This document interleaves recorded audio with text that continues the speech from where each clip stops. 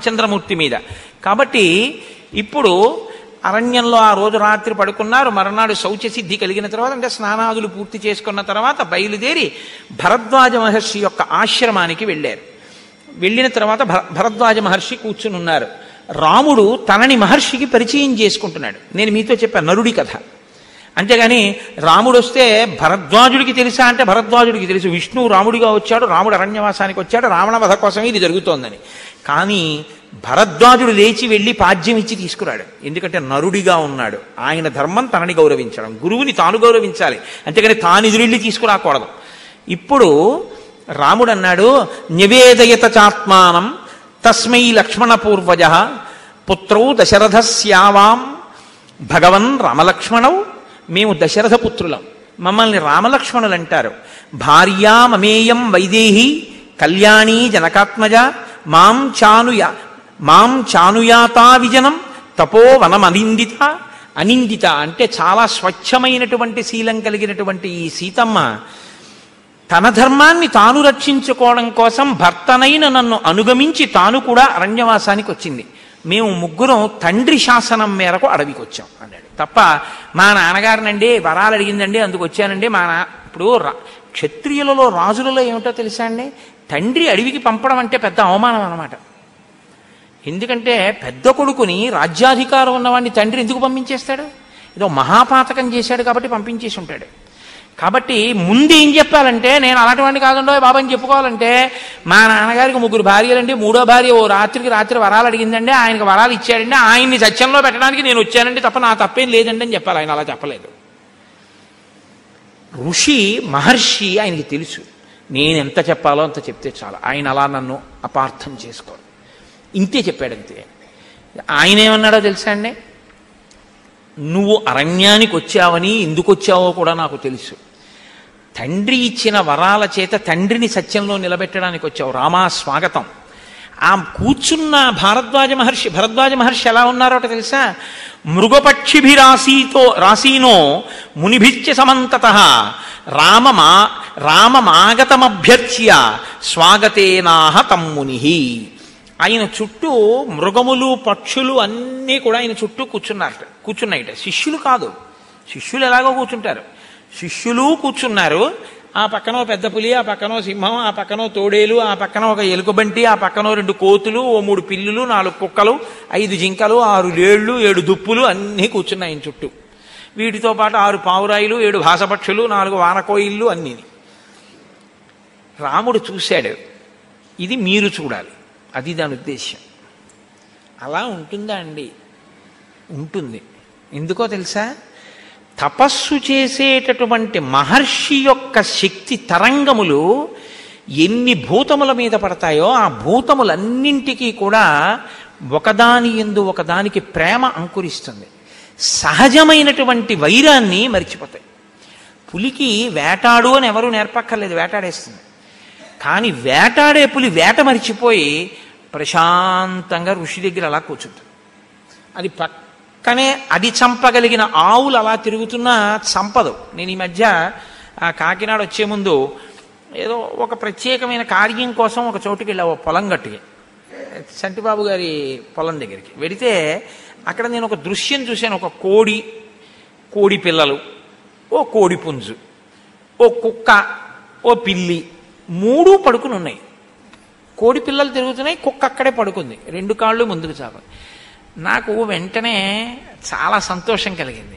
ఇలాంటివి జ్ఞాపకానికి వచ్చి అక్కడ ఉన్నటువంటి వ్యక్తిని అడిగా, ఏమయ్యా, కుక్క కోడి పిల్లని తినేయాలిగా, పిల్లి కోడిని ఎత్తుకుపోవాలిగా, కుక్క ఆవుని కరవడం ఇలాంటివి ఉంటాయిగా, ఇవేవి ఒకదాన్నొకటి చెనకవా అని అడిగాను. అడిగితే ఆయన అన్నాడు, కుక్క కోడి పిల్లని ఎత్తుకుపోదు, పిల్లి కోడిని కొరకదండి. ఒకవేళ రాత్రి నక్కొస్తే మాత్రం ఈ కుక్కలన్నీ అరిచి వీటిని రక్షిస్తాయండి అన్నాడు. నేనన్నా అలా ఎలా కుదురుతుందన్నా. అతను అన్నాడు, దానికి ఏముందండి, మనందరం ఇదిగో ఈ యజమానికి సంబంధించిన వాళ్ళమని వాడికి తెలిసండి అన్నాడు. జంతువుకి అంత చిత్రమైన లక్షణం ఉంటుందండి. మనందరం యజమానికి సంబంధించిన వాళ్ళం. ఈ కోడి యజమాని సొత్తు, దీన్ని నేను రక్షించాలి తప్ప నీ తినకూడదు, ఈ కోడి నన్ను రక్షిస్తుంది. అదే కుక్క అదే కోడి వీధిలో ఉన్నాయనుకోండి, ఎవరి కోడో ఎవరి కుక్కో అయితే ఈ కుక్క కోడిని ఎత్తుకుపోతుంది. ఒక యజమాని అయితే రక్షించుకుంటే అది గమ్మత్తు. అలాంటిది ఒక మహర్షి పక్కన ఉన్నటువంటివి జాతి వైరం మర్చిపోయంటే మీరు ఎందుకు ముక్కును వేలేసుకోవాలి? అంటే మీరు వేసుకున్నారని కాదు, మీరు ప్రాజ్ఞులు, మీకు అన్నీ తెలుసు. కాబట్టి అన్నీ ప్రేమగా కూర్చున్నాయంటే ఆయన తేజస్సు అటువంటిది. ఇప్పుడు రాముడు వెళ్ళిన తర్వాత 14 సంవత్సరములు అరణ్యంలో గడపాలనుకుంటున్నాను, తాపసిగా ఉంటాను, మాకు అనుకూలమైన ప్రదేశం చెప్పండి అంటే భరద్వాజుడు అన్నాడు, 14 ఏళ్ళు నువ్వు ఎక్కడికో వెళ్ళక్కర్లేదు, ఇక్కడే ఉండొచ్చు, నాతో పాటు ఉండి ఇక్కడే తపస్సు చేసుకుని 14 ఏళ్ళు పూర్తి చేసుకుని వెళ్ళిపో. అవతార ప్రయోజనం ఒకటి ఉంది కదండి, అది మాట్లాడిస్తుంది. రాముడు అన్నాడు, ఇక్కడికి కొద్ది దగ్గరలో జనపదాలు ఉన్నాయి, వాళ్ళకేంటంటే నా మీద ప్రీతి. అందులో ఇది ఎలా ఉంటుందంటే రాముడు అంటేనే వాళ్ళందరూ చాలా గొప్పగా చెప్పుకునేవారు. అందులో ఇప్పుడు రాముడు పితృవాక్య పరిపాలన కొరకు బయటకు వచ్చేసాడంటే రాముడు ఎక్కడికి వెళ్ళినా చూడడానికి ఎగబడతారు. ఈ చూడ్డానికి ఎగబడ్డం అనేటటువంటి లక్షణం అప్పుడు ఇప్పుడు ఎప్పుడు ఉన్నదే కాబట్టి దాని గురించి నేను కొత్తగా చెప్పక్కర్లేదు. కాబట్టి అప్పుడు ధర్మాత్ముల్ని చూసేవారు, రెండో విషయాన్ని నేను పూర్తి చేయను. కాబట్టి ఆ జనపదాల్లో ఉండేటటువంటి వాళ్ళందరూ కూడా చూడ్డానికి వస్తారు, వస్తే వాళ్ళందరూ మాట్లాడతారు, ఇవన్నీ ఇబ్బందికరంగా ఉంటాయి. అందుకని నిర్మానుష్యంగా ఉండే ప్రదేశం ఏదైనా మాకు చెప్పండి అన్నాడు. అంటే ఆయన అన్నాడు, వాళ్ళకి అరణ్యం మీద ఎంత పట్టో చూడండి ఋషులకి. నేను చాలా మార్లు తిరిగాను, ఇక్కడ దావాగ్ని ఉండదు, అటువంటి ప్రదేశం చెప్తాను రామ. దశక్రోశ ఇతస్తాత గిరిర్యత్ర నివత్స్యసి మహర్షి సేవిత పుణ్య సర్వత సుఖదర్శన గోలాంగూలానుచరితో వానరర్ష నిషేషిత చిత్రకూట ఇతి ఖ్యాతో గంధమాదన సన్నిభ యావతా చిత్రకూటస్య నరః శృంగాణ్యవేక్ష్యతే కళ్యాణాని సమాధత్తే నపాపే కురుతే మనః ఋషయస్తత్ర బహవో విహృత్య శరదాం శతం తపసా దివమారూఢాః కపాల శిరసా సహా. నాయనా, ఇక్కడి నుంచి 10 క్రోసుల దూరం వెడితే చిత్రకూటం అనేటటువంటి ఒక పర్వతం ఉంది. ఆ చిత్రకూట పర్వతంలో ఆ భల్లూకములు, కోతులు ఎక్కువగా తిరుగుతూ ఉంటాయి. అది గంధమాదన పర్వతం ఎలా ఉంటుందో అలా ఉంటుంది. యావతా చిత్రకూటస్య నర శృంగాణ్య వీక్షతి. నరుడు ఆ చిత్రకూట పర్వత శిఖరాల్ని ఎంతకాలం చూస్తుంటాడో అంతకాలం అసలు అమంగళమైన పని చేద్దామన్న ఆలోచన రాదు. ఆ పర్వతానికి ఆ శక్తి ఉంది. కాబట్టి రామ, నువ్వు అక్కడికి వెడితే అక్కడ అనేక మంది ఋషులు ఉంటారు. ఆ ఋషులందరూ కూడా కొన్ని 100 సంవత్సరములు తపస్సు చేసి కపాలభేదనం అయిపోయి వాళ్ళు ఊర్ధ్వలోకాలకు వెళ్ళిపోయారు. అటువంటి ఋషులతో కూడినటువంటి ప్రాంతం తేజోమయంగా ఉంటుంది. అక్కడ అనేకమైన తేనెపట్లు, మంచి పళ్ళు, లేళ్ళు, ఏనుగుల యొక్క మందలు సంచరిస్తూ ఉంటాయి. అక్కడ క్రూర మృగాలు తిరగవు. కాబట్టి పక్షులు కూతలకు వస్తుంటాయి, సెలయేళ్ళు ప్రవహిస్తుంటాయి. లోయలతో, శిఖరాలతో, తోటలతో, పళ్ళతో, పువ్వులతో కడు రమ్యంగా ఉంటుంది. సీతమ్మ సంతోషిస్తుంది అవన్నీ చూసి. కాబట్టి రామ, నువ్వు ఆ చిత్రకూట పర్వతం మీద ఉండు. అలాగేనన్నారు. మధుపర్కం ఇచ్చారు. ఆ రోజు రాత్రి ఆ అలసట తీరిపోయేటట్టుగా హాయిగా నిద్రపోయారు. మరునాడు పొద్దున్నే లేచి ఇంకా మేము బయలుదేరుతామని చెప్పి భరద్వాజ మహర్షి దగ్గర వీడ్కోలు పుచ్చుకున్నారు. ఆయన అన్నారు, మీరు యమునా నదిని దాటవలసి ఉంటుంది. ఇక్కడి నుంచి బయలుదేరినప్పుడు యమునా నదిని దాటేటప్పుడు అక్కడ మిమ్మల్ని గుహుడు దాటించినట్లు దాటించడానికి పడవలు పెట్టుకున్న వాళ్ళు ఎవ్వరూ ఉండరు. ఎందుకుండరు అంటే అసలు అక్కడ ఏమీ జనపదాలు లేవు. అక్కడ దాటించడానికి మనుషులు ఎవరు అక్కడ దాటరు. కాబట్టి మీరిప్పుడు అక్కడ దాటి వెళ్ళాలి. కాబట్టి మీ పడవ మీరే నిర్మించుకోండి, అక్కడ నిర్మించుకుని దాటండి అన్నాడు. దాటి ఆవలి ఒడ్డుకి వెళ్ళిన తరువాత కొంత దూరం వెడితే తతో న్యగ్రోధమాసాద్య మహాంతం హరితచ్చదం వివృద్ధం బహుభిర్వృక్షై శ్యామం సిద్ధోపసేవితం తస్మై సీతాంజలిం కృత్వా ప్రయుంజీతాశిష శివ. అక్కడ నదిని దాటి ముందుకు వెడుతున్నప్పుడు శ్యామము అని పేరు కలిగినటువంటి ఒక పెద్ద మర్రి చెట్టు ఉంటుంది. అది దేవతల చేత కూడా సేవింపబడుతుంటుంది. ఆ చెట్టు దగ్గరికి వెళ్ళి ఎవరైనా నమస్కారం చేసి ఏదైనా కోరిక కోరుకుంటే ఆ చెట్టు అటువంటి స్థితిని ఇవ్వగలదు, ఆ చెట్టు అలా రక్షించగలదు. నేను ఇది చెప్తే కాకతాళీయం అనుకోకండి. ఎక్కడ జరిగింది నేను మీకు తర్వాత చెప్తాను, సభాముఖంగా చెప్పే విషయం కాదు. పేర్లు, ఒక మహావృక్షం ఉన్న చోట మహావృక్షాన్ని తీసేసేటప్పుడు యథాలాపంగా తీసేస్తే ఇబ్బందులు వస్తాయి. అది చాలా కాలం, కొన్ని వందల సంవత్సరములు, వేల సంవత్సరములు ఉండిపోయినటువంటి చెట్టు. నమో హరికేశాయోపవీతి నే పుష్టానాం పతయే నమో నమో వృక్షేభ్యో అంటాం రుద్రాధ్యాయంలో. చెట్టు ఆకులు, ఆకుపచ్చతనం శివస్వరూపం. కాబట్టి ఆ న్యగ్రోధం ఉందే, ఆ మర్రి చెట్టు, అది దేవతలలా అనుగ్రహాన్ని ఇవ్వగలదు. అక్కడికి వెళ్ళి సీతమ్మని నమస్కరించమని చెప్పండి. ఎందుకని నమస్కరించాలి? సీతమ్మ రాముడు గురించి, లక్ష్మణుడు గురించి, జనకుడు గురించి, 2 వంశాల గురించి, రాజ్యం గురించి అన్ని నమస్కారాలు ఆవిడే చేసేస్తుంది. పురుషుడికి ఒక సౌలభ్యం ఉందండి లోకంలో. నేను 100 ఏళ్ళు బతికుండాలని నాకు నేను ఆశీర్వచనం చేసుకోకూడదు, నేను 100 ఏళ్ళు బాగుండాలని నాకు నేను ఆశీర్వచనం చేసుకోకూడదు. కాబట్టి తేలిక మార్గం ఏమిటంటే మా ఆవిడ్ని దీర్ఘసుమంగళీ భవ అని ఆశీర్వచనం చేయడమే కదా. మా ఆవిడికి నేను అలా ఆశీర్వచనం చేసేస్తే నేను బాగుంటాను, నాకు నేను చేసుకోకూడదు. మా ఆవిడికి అలా చేసేస్తే ఆశీర్వచనం నేను బాగుంటాను. కాబట్టి మగవాడికి అది ఎంత సులభమో, ఆడది ఎప్పుడూ మగవాడి గురించి నమస్కారం చేస్తుంది. తన గురించి తాను మగవాడు చేసుకున్నా చేసుకోకపోయినా ఆడది చేస్తుంది. అదే ఈ జాతిలో గొప్పతనం. ఆడది తన కొరకు చేసుకోదు, తన భర్త కోసం, బిడ్డల కోసం చేస్తుంది. కాబట్టి సీతమ్మని అక్కడ నమస్కారం చెయ్యమని చెప్పు. సరే, భరద్వాజాశ్రమంలో చెప్పినట్టుగా యమునా నది ఒడ్డుకెళ్ళారు. ఒక చిన్న పడవ లాంటి దాన్ని నిర్మించుకున్నారు, దాని మీదకి ఎక్కారు. సుడులతో ఉన్న ఆ సూర్యపుత్రి అయినటువంటి యమునని దాటారు, ఆవలి ఒడ్డుకు వెళ్ళారు. వెళ్ళిన తర్వాత అక్కడ ఒక కడురమ్యమైనటువంటి ప్రదేశాన్ని చూశారు. చక్కటి సెలయేరు ప్రవహిస్తోంది, వానకోయిలు కూస్తున్నాయి, దానికి ప్రతిగా నెమళ్ళు కూస్తున్నాయి. ఎక్కడ చూసినా మంచి పొలాలు, పెద్ద పెద్ద తేనెపట్లు, చిలుకలు, పక్షులు, వాటి అరుపులు, మంచి రమ్యంగా ఉంది. లక్ష్మణుణ్ణి పిలిచి, ఇక్కడ నువ్వు ఒక పర్ణశాలని నిర్మించు అన్నాడు. దృఢమైన కర్రలు తెచ్చి ఎక్కడెక్కడ అగ్ని వేదులుండాలో, ఎక్కడ దేవతార్చన పీఠాలుండాలో, ఎక్కడ ఏ గది ఉండాలో దానికి తగినట్టుగా ఒక పర్ణశాలని నిర్మించాడు. నిర్మించి, అన్నయ్య పర్ణశాల నిర్మాణం చేశాను అన్నాడు. రాముడు అన్నాడు, కర్తవ్యే వాస్తు శౌనం సౌమిత్రే చిరజీవిభిః. నాయనా లక్ష్మణ, వేదం చెప్తోంది. రాముడు ఏది చెప్పినా వేదం చెప్పిందే చెప్తాడు, శాస్త్రం చెప్పిందే చెప్తాడు. కర్తవ్యే వాస్తు శమనం సౌమిత్రే చిరజీవిభిః.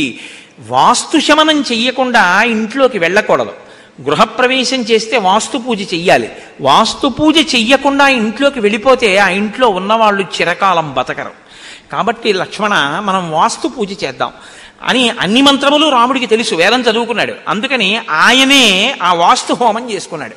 చేసుకుని అన్నాడు, మనం క్షత్రియులం కాబట్టి ఒక కృష్ణ జింకని, ఏ అవయవలోపం లేని దాన్ని నువ్వు పట్టి, చంపి, కాల్చి, పచనం చేసి మాంసం పట్టుకురా, దేవతలకి నివేదన చేస్తానన్నాడు. వెళ్ళి లక్ష్మణుడు తీసుకొచ్చాడు, దాన్ని నివేదన చేశారు. నివేదన చేసిన తరువాత చక్కగా వాళ్ళు ఆ ఇంట్లో సంతోషంగా ముగ్గురు అన్ని కష్టాలు మరిచిపోయి ఆ ఋషుల్ని చూస్తూ, ప్రతిరోజు ఆ పక్షుల కలకూజితాలు వింటూ, చక్కగా నదులలో స్నానం చేస్తూ, ఎంతో సంతోషంగా కందమూలాల్ని భక్షిస్తూ ఆనందంగా జీవితాన్ని గడిపేస్తున్నారు. ఇక్కడ బయలుదేరినటువంటి సుమంత్రుడు రాముడు కంటికి లీలగా కనపడినంతసేపు చూసి, రాముడు కనపడడం మానేసిన తర్వాత రథాన్ని తీసుకుని అయోధ్య చేరాడు. అయోధ్యాపట్టణం అంతా కూడా భర్త మరణించినటువంటి భార్య ఎలా ఉంటుందో అలా ఉందిట. ఎవ్వరి ముఖంలోనూ కాంతి లేదు, కళ లేదు, సంతోషం లేదు. లోపలికి వెళ్ళాడు, దశరథ మహారాజు గారి దగ్గరికి వెళ్ళాడు. నా రాముడు ఎలా ఉన్నాడని అడిగాడు. పాపం చెప్పవలసినటువంటి మంచి మాటలు చెప్పాడు, కౌసల్యకి చెప్పాడు. కానీ ఇద్దరికీ చెప్పేటప్పుడు ఎవరికి ఎలా చెప్పాలో అలా చెప్తాడు. ఎందుకంటే కౌసల్యకి చెప్పేటప్పుడు ఆడది బెంగ ఎక్కువ పెట్టుకుంటుందని, బాలేన రమతే సీత బాలచంద్ర నిభానన అంటాడు. సీతమ్మ చాలా సంతోషంగా ఉంది, అరణ్యంలో చక్కగా చిన్నపిల్ల ఆడుకున్నట్టు ఆడుకుంటోంది, రాముడితోటి ఏమీ ఇబ్బంది లేదని చెప్పాడు. కోడల గురించి ఎక్కువ బెంగ అత్తగారికి మామగారికి. కాబట్టి ఈ మాటలు చెప్పాడు, ఉపశమనం కల్పించాడు. కానీ నా కొడుకు ఇంత కష్టపడుతున్నాడా, అడవుల్లో తిరుగుతున్నాడా, చెట్ల కింద పడుకున్నాడా, లక్ష్మణుడు ఇంత బాధపడుతున్నాడా, నేను ఎంత దారుణమైన నిర్ణయం చేశాను, వెడుతున్నప్పుడు ఎక్కడ చూసినా ప్రజలందరూ నన్నే విమర్శిస్తూ మాట్లాడుకుంటున్నారా అని దశరథుడు బాధపడి ఏడ్చి స్పృహ తప్పిపోయాడు. సరే, ఆ తర్వాత సుమంత్రుడు అక్కడి నుంచి బయలుదేరిపోయి వెళ్ళిపోయాడు. వెళ్ళిపోయిన తరువాత దశరథ మహారాజు గారికి స్పృహ కలిగింది, ఆయన కూర్చున్నాడు. కానీ తన కొడుకు అరణ్యవాసానికి వెళ్ళిన తరువాత పడినటువంటి కష్టాలు విన్నటువంటి తల్లి మనస్సుతో ఉన్నటువంటి కౌసల్య తట్టుకోలేకపోయింది. ఆవిడంది, నపరేణాహృతం భక్ష్యం వ్యాగ్రహ కదితుమిచ్చతి ఏవమేతన్నర వ్యాగ్రహ పరలీడం నమన్యతే. నువ్వు నా కొడుకుని అరణ్యవాసానికి పంపించావు రాజా, 14 సంవత్సరముల తర్వాత రాముడు తిరిగి వస్తాడు, పట్టం కట్టుకుంటాడు అంటున్నావు. కానీ ఈలోగా భరతుడు వస్తాడు, రాజ్యం ఇచ్చేసావు. కాబట్టి పట్టాభిషేకం అయిపోతుంది. రాముడు పెద్ద పులి లాంటి వాడు. పెద్ద పులి తాను వేటాడినది తింటుంది తప్ప ఇంకో మృగం ముట్టుకున్నది తాను తిందాం. రాముడు ఒకసారి భరతుడు సింహాసనం మీద కూర్చుని పరిపాలించేసి, అన్నయ్య నువ్వు వచ్చావు కాబట్టి మళ్ళీ నీకు ఇస్తున్నానంటే పుచ్చుకునేటటువంటి వాడు కాడు. కాబట్టి నా కొడుకు ఎప్పటికీ ఇంకా అరణ్యాల్లోనే ఉండిపోతాడు. అలా అరణ్యాల్లో ఉండిపోయేటటువంటి స్థితిని అటువంటి నిర్ణయం చేసి నువ్వే కల్పించావు. పైగా సుమంత్రుడు ఒక మాట అన్నాడు అంతకుముందే, నిన్ను నీ భార్య వరాలు కోరగానే ఇచ్చేసావు తప్ప మంత్రులున్నారు వాళ్ళతో కలిసి మాట్లాడదామని నువ్వు ఆలోచించలేదు, ఇచ్చావు. దానివల్ల ధర్మాత్ముడైన కొడుకు వెళ్ళిపోయాడు అన్నాడు. అది శూలంలా గుచ్చుకుంది దశరథుడికి.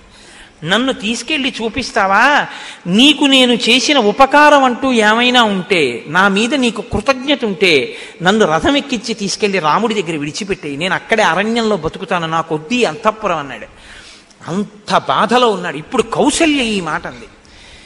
ఇప్పుడు దశరథుడికి ఎలా ఉంటుందో, ఎంతమంది ఎన్ని వేపుల నుంచి శూలాలు పెట్టి పొడి చేస్తున్నారో చూడండి అని ఆవిడంది.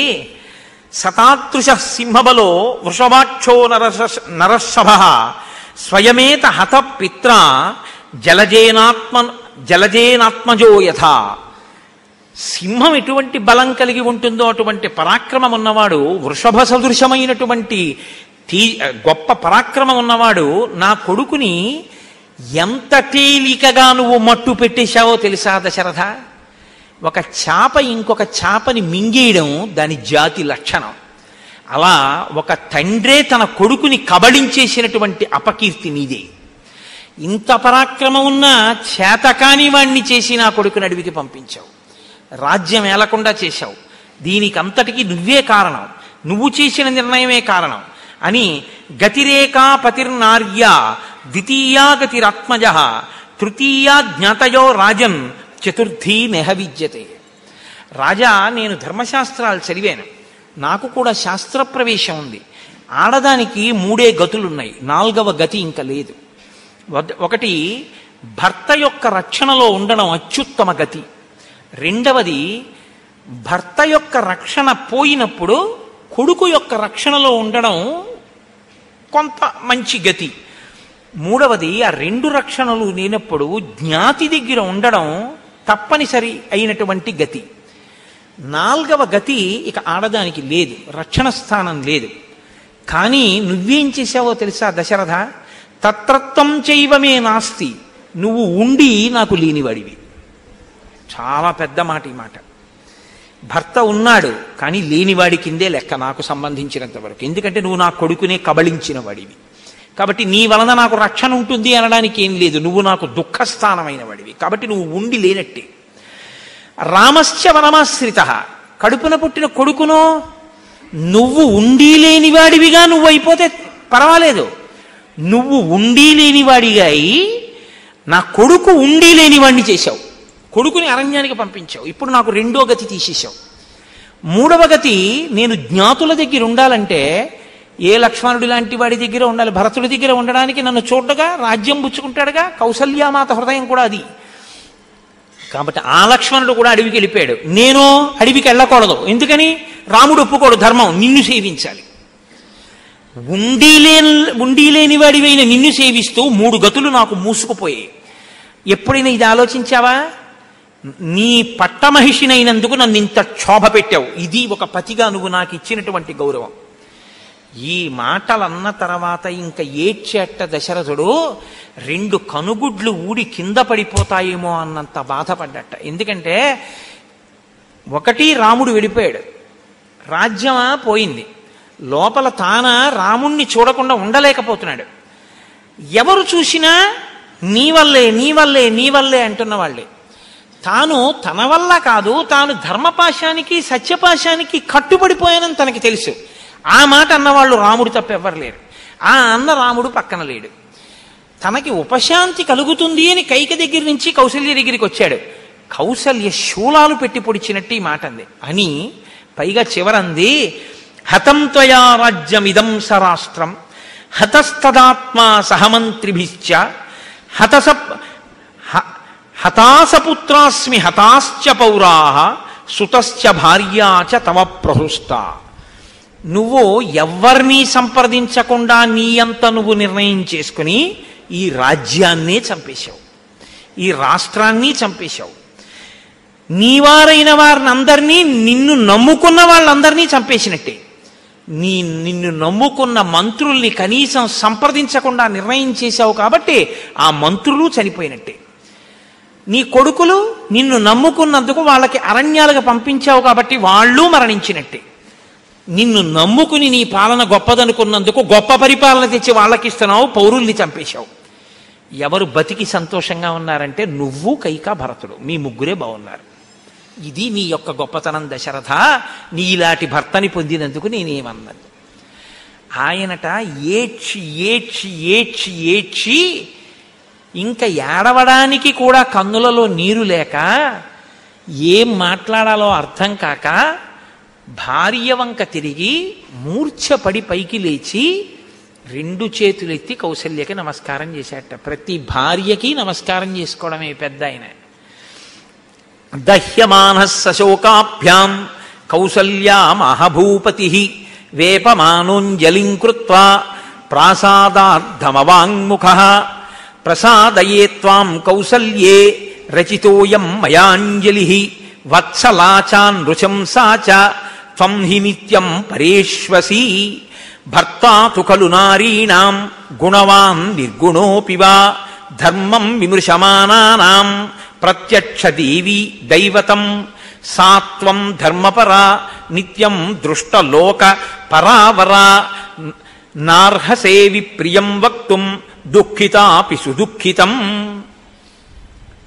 ఇలా 2 చేతులు పెట్టి నమస్కరించి అన్నాడు, నేను నమస్కరించి మాట్లాడుతున్నాను కౌసల్య. నీవు ధర్మము తెలుసున్న దానివి, నీకు అపకారం చేసిన వాళ్ళని కూడా ప్రేమ చేత చూసేటటువంటి స్వభావం ఉన్నటువంటి దానివి. నేను శోకాగ్ని చేత దహింపబడిపోతున్నాను, నేను లోపల స్వస్థచిత్తుడనై లేను. అటువంటి నువ్వు ఇంత కష్టంలో ఉన్న నన్ను వాత్సల్యంతో చూసి నన్ను అనునయిస్తావనుకుని ఇక్కడికి వచ్చాను. ఒకవేళ గుణములు ఉన్నవాడైనా గుణములు లేనివాడైనా భర్త దైవం కదా కౌసల్య, నీకు ఈ ధర్మం కూడా తెలుసు కదా. మరి ఇంత కష్టంలో ఉన్న నన్ను ఎందుకు ఇంత బాధ పెడుతున్నారు మీ అందరూ? ఎందుకు ఇంత దారుణమైన మాటలు మాట్లాడుతున్నారు? నువ్వు తెల్లవారి లేస్తే లోకాన్నంతటినీ చూసి ధర్మాధర్మములు తెలిసి మాట్లాడేటటువంటి దానివి, నువ్వు నన్ను ఇలా తూలనాడి మాట్లాడడం న్యాయమా చెప్పు అని. ఈ మాటలని నేను తప్పు చేశాను అనుకుంటే క్షమించమని 2 చేతులతో నమస్కరించి ప్రార్థన చేస్తున్నాను అన్నాడు. వెంటనే కౌసల్య కూర్చున్నది లేచి గబగబా లేచొచ్చి దశరథ మహారాజు గారి యొక్క పాదముల మీద పడిపోయి ప్రసీద శిరసాయాచే భూమౌ నిపతితాస్మితే యాచితాస్మి హతాదేవ క్షంతవ్యాహం నహిత్వయా. రాజా, నన్ను మీరు క్షమించండి, ఇంతకన్నా నేనేం చెప్పలేను. భూమి మీద పడి నా తల మీ పాదములకు తాటించి నమస్కరించి క్షమార్పణ చెప్తున్నాను. నేను చనిపోయాను. ఎప్పుడు చనిపోయానో తెలుసా? ఏనాడు మీ 2 చేతులు ఎత్తి నాకు నమస్కరించేటట్టు నేను మాట్లాడానో ఆనాడే నేను చనిపోయాను. చాలా పెద్ద తప్పు చేశాను. ఇలా నేను మాట్లాడకూడదు భర్తతో. మీరు ఎంత బాధలో ఉండి నా దగ్గరికి వచ్చారు. నేను మీకు ఉపశమనం కలిగేటట్టు మాట్లాడకపోగా మీరు అంజలి ఘటించేటట్టుగా మాట్లాడాను. నా యొక్క దోషము మన్నింపబడుగాక అని ఆయన పాదముల మీద తలపెట్టి బాధపడి, జానామి ధర్మం ధర్మజ్ఞ త్వాం జానే సత్యవాదినం పుత్రశోకార్తయా తత్తు మయా కిమశిభాషితం. మీరు పరమ ధర్మజ్ఞులు, సత్యసంధుడు, ఈ విషయం నాకు తెలుసు. కానీ ఒక తల్లిగా కొడుకు యొక్క కష్టాలు విని తట్టుకోలేక ఇలా మాట్లాడాను. తప్ప నాకు నిజంగా అంతరంగంలో మీ యందు కించిత్ కూడా అన్యమైన అభిప్రాయం లేదు. నన్ను మీరు క్షమించండి. శోకో నాశయతే ధైర్యం, శోకో నాశయతే శ్రుతం, శోకో నాశయతే సర్వం, నాస్తి శోక సమో రిపుః. రామాయణంలో కొన్ని శ్లోకాలండి కరిగించిన బంగారంతో రాయాలి, అలా ఉంటాయి. శోకో నాశయతే ధైర్యం, అకస్మాత్తుగా వచ్చి పడిపోయిన శోకం ఉందే అది ధైర్యాన్ని పోగొట్టేస్తుంది. శోకో నాశయతే శ్రుతం, విన్నవన్నీ మర్చిపోతాడు శోకానికి. శోకో నాశయతే సర్వం, శోకం సర్వాన్ని నాశనం చేస్తుంది. నాస్తి శోక సమో రిపుః, శోకంతో సమానమైన శత్రువు లేదు. ఈ శోకమే నన్ను ఇవాళ ఇంత పెద్ద మాట మీ పట్ల అనిపించింది, కాబట్టి నన్ను క్షమించండి అని చెప్పింది. బాగా చీకటి పడిపోయింది. ఇంకొక గంటలో అర్ధరాత్రం సమీపించేటటువంటి స్థితి. అటువంటి సమయంలో దశరథ మహారాజు గారికి పడుకుని నిద్రపోతున్న వాడికి తెలివి వచ్చింది. అప్పటికే కౌసల్యాదులకు కూడా కునుకు పడుతోంది. ఎవరు లేరు లోపల. అంతఃపురంలో ప్రభువు నిద్రిస్తున్నప్పుడు ఎవరుంటారు? ఒక కౌసల్య సుమిత్రే ఉన్నారు. ఆయన ఒక మాట అన్నాడు, ఎందుకింత పెద్ద కష్టం నాకు వచ్చింది? ఏ పాపం చేశాను నేను? ఏ తప్పు తీర్పిచ్చి ఏ తల్లి నుంచి ఏ బిడ్డని వేరు చేశాను? ఏ ఆవు పొదుగు దూడ తాగుతుండగా కోసేశాను? ఎందుకింత కష్టపడుతున్నాను అని ఆలోచించాను. జ్ఞాపకం వచ్చింది కౌసల్య. నాకప్పటికి ఇంకా పెళ్లి కాలేదు. 60,000 సంవత్సరాల వయస్సున్న దశరథుడు చెప్పుకుంటున్నాడు, నిండు యవ్వనంలో ఉన్నాను. మంచి వర్షాకాలం, అరణ్యాలన్నీ కూడా నీటితో నిండి ఉన్నాయి. పక్షుల రెక్కలు తడిసిపోయి అతి కష్టం మీద తడిసి వంగి ఉన్న కొమ్మల యొక్క చిటారు భాగములను చేరుకుంటున్నాయి. అటువంటప్పుడు నాకు వేటాడాలని కోరిక పుట్టింది. నేను వేటకి బయలుదేరి వెళ్ళాను. బాగా చీకటి పడింది. సరయూ నదీ తీరంలో ఒక పొదచాటున దాక్కుని ఉన్నాను. ఆ పొదచాటున దాక్కుని ఉండగా నాకు శబ్దభేది విద్య వచ్చు. ఎక్కడైనా శబ్దం వస్తే శబ్దాన్ని బట్టి బాణప్రయోగం చేస్తాను ప్రాణిని చంపడానికి. రాత్రి ఏనుగులు నీటిని త్రాగటానికి వస్తాయి కాబట్టి ఒక దున్నపోతు కానీ ఏనుగు కానీ నీరు తాగుతుంటే గురి చూసి కొడదాను చప్పుడిని బట్టి. ఎందుకంటే ఏనుగు నీరు తాగితే బాగా చప్పుడు వస్తుంది, ఎందుకంటే తొండంతో లాగుతుంది నీటిని. అందుకని ఆ శబ్దం కోసం ఎదురు చూస్తున్నాను. ఇంకా కొంచెం సేపట్లో తెల్లవారిపోతుందనగా బాగా చీకటి ఉండగా నాకు ఏనుగు నీరు తాగుతున్న చప్పుడు వినపడింది. నేను వెంటనే బాణాన్ని విడిచిపెట్టాను. ఈలోగా హతోస్మి, ఎక్కడో అరణ్యంలో తపస్సు చేసుకుంటూ తల్లిదండ్రుల్ని అంధులైన వాళ్ళని సేవిస్తున్నటువంటి ఒక మునిబాలుడి మీద బాణం వేసి చంపినటువంటి వాడెవరు అన్న కేక వినపడింది. కాబట్టి నేను గబగబా అక్కడికి పరిగెత్తాను. కౌసల్య నాకిప్పుడు జ్ఞాపకం వస్తోంది. యదా చరతి కళ్యాణి శుభం వా యది వా శుభం తదే వల్లభతే భద్రే కర్తా కర్మజమాత్మనః గురులాఘవమర్థ అర్థానాం ఆరంభే కర్మణాం ఫలం దోషం వాయో నజానాతి సబాల ఇతిహోచ్యతే. పురుషుడు తెలిసి చేసినా తెలియక చేసినా చేసిన పని యొక్క ఫలితాన్ని మాత్రం అనుభవించి తీరవలసిందే. దానికి ఇంకొక మార్గం లేదు. నేను చేసిన పని నాకు అనుభవంలోకి వస్తోంది. అలా యుక్తాయుక్తములు దీర్ఘదృష్టితో ఆలోచించకుండా చేసిన వాణ్ణే కదా మూఢుడిని పిలుస్తుంది శాస్త్రం. నేను కూడా అలాగే చేశాను. ఆనాడు వేసిన బాణానికి ఏనుగు పడింది అనుకున్నాను. ఒక మునిబాలుణ్ణి పడగొట్టాను. ఇప్పుడు నేను అక్కడికి వెళ్ళి చూసిన తరువాత తస్మిన్ నిపతితే బాణే నాగభూత్ తత్ర మానుషీ కథమస్మద్విధేశస్త్రం నిపతేత్తు తపస్విని.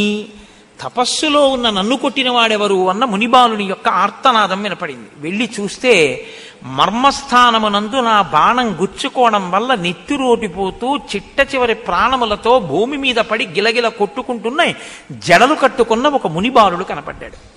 ఆయన నన్ను చూసి అన్నాడు, ఎందుకు ఈ బాణం వేశావన్నాడు. నేను నీ మీద వెయ్యాలనుకోలేదు. నాకు వచ్చినటువంటి శబ్దభేద విద్య చేత ఒక ఏనుగుని కానీ మహిషాన్ని కానీ కొట్టాననుకుని బాణం వేశాను. నువ్వు కుండ నీటిలో ముంచుతున్నప్పుడు వచ్చిన గుడగుడ శబ్దం నాకు ఏనుగు నీటిని పీలుస్తున్న శబ్దంలా అనిపించింది. అందుకు వేశాను తప్ప నేను ప్రయత్నపూర్వకంగా కొట్టలేదు అన్నాను. ఇప్పుడు ఆ బాలుడు నాతో అన్నాడు, భయపడకు, నేను మునిబాలుడను కదా, నన్ను చంపితే నీకు బ్రహ్మహత్యా దోషం వస్తుందేమో అని బెంగ పెట్టుకోకు. నా తండ్రి వైశ్యుడు. నా తండ్రి వైశ్యుడు 4వ జాతి స్త్రీతో కలిసి జీవించిన కారణంగా నేను పుట్టాను. కాబట్టి నీకు బ్రహ్మహత్యా దోషం లేదు, కాబట్టి ఆ ఇబ్బంది నీకు లేదు. కానీ నా తల్లిదండ్రులు అంధులు, వాళ్ళ జీవితం నా మీదే ఆధారపడింది. దాహార్తితో ఉన్న నా తండ్రి తల్లి నీరు తెమ్మంటే నేను ఇక్కడికి వచ్చాను. వాళ్ళు దాహంతో పరితపిస్తూ ఉంటారు. కాబట్టి నువ్వు ఈ నీటి కుండ పట్టుకొని నా తండ్రి శపించకముందే వెళ్ళి నీ బాణానికి నేను నిహతుడనైపోయానన్న మాట చెప్పి వాళ్ళకి నీళ్లు అందించు.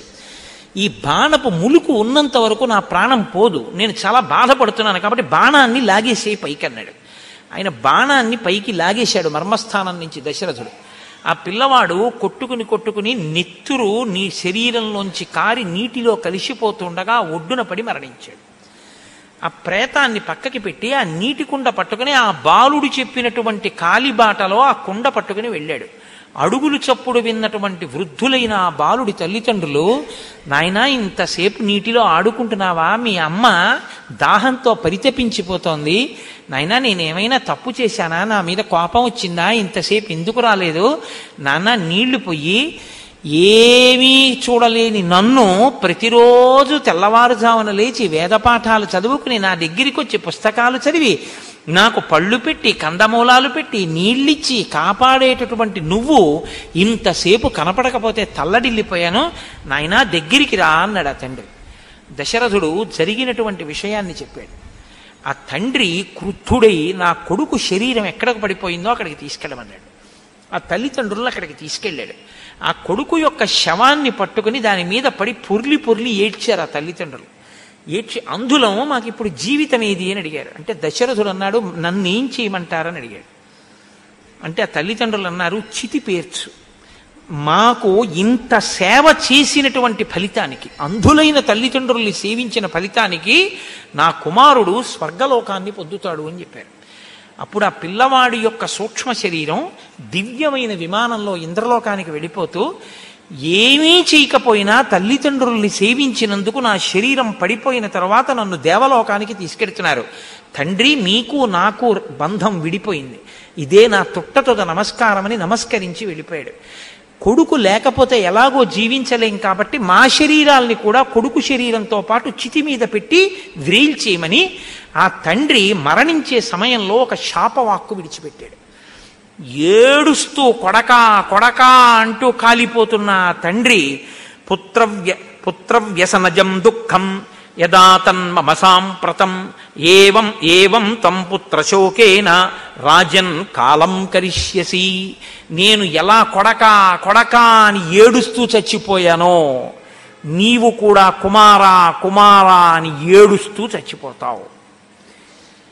అప్పటికి దశరథుడు ఏమనుకున్నాడో తెలుసా అండి? నాకు పెళ్ళి అవ్వలేదు కాబట్టి నాకు కొడుకుంటాడనమాట. సహజం కదా అని ఆయన అనుకున్నాడు. కానీ కొడకాని ఏడుస్తూ చచ్చిపోవడం ఎంత కష్టమో తర్వాత తెలిసింది. కాబట్టి ఆ ముని నాతో ఒక మాట అన్నాడు, త్వామప్యేతాదృశో భావః క్షిప్రమేవ గమిష్యతి జీవితాంతకరో ఘోరో దాతారమివ దక్షిణాః. అత్యంత పవిత్రమైన జీవనమున్నటువంటి ఒక వ్యక్తికి ఇచ్చినటువంటి దానం ఇచ్చినటువంటి వాడి జీవితంలో ఎప్పుడో ఒకప్పుడు అది రక్షించినట్లు ఈ నా చేత విడువబడినటువంటి శాపవాక్కు నీ జీవితంలో ఎప్పుడో ఒకప్పుడు అనుభవంలోకి వస్తుందన్నాడు.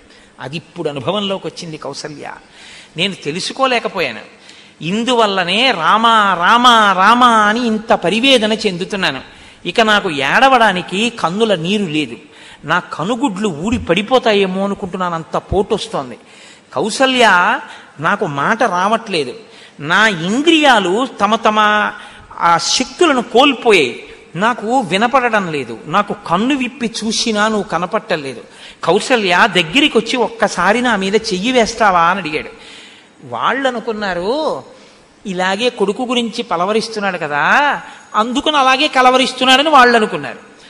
నాకు ఏమి వినపట్టలేదు. యమధర్మరాజు యొక్క భటులు వచ్చి పాశములు వేసి నా జీవుణ్ణి ఉగ్గడిస్తున్నారు. నేను వెళ్ళిపోయే సమయం ఆసన్నమైంది.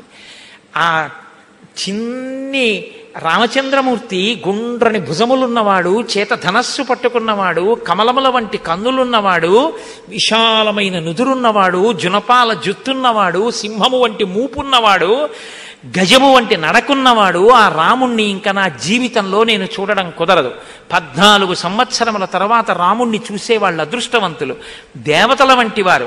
కాబట్టి కౌసల్య, నేను వెళ్ళిపోతున్నాను, నా రాముణ్ణి చూడకుండా నేను ఇంకా ఉండలేను, కాబట్టి ఈ శరీరాన్ని విడిచిపెట్టేస్తున్నాను, నాకు మరణం ఆసన్నం అవుతోంది, నాకు మరణం ఆసన్నం అవుతోంది. కౌసల్య, సుమిత్ర దగ్గరకు రండి, నా మీద చెయ్యి వేయండి, నన్ను ఒక్కసారి ముట్టుకోండి, నాకు భయం కలుగుతోంది అని పాపం కేకలు వేశాడు. వాళ్ళు అనుకున్నారు నిద్రలో పలవరిస్తున్నాడు అనుకున్నారు. యదాతు దీనం కథయన్నరాధిప ప్రియస్య పుత్రస్య నివాసనాతురః గతేర్ధరాత్రే భృషదుఃఖ పీడితః తదా జహౌ ప్రాణముదారదర్శనః.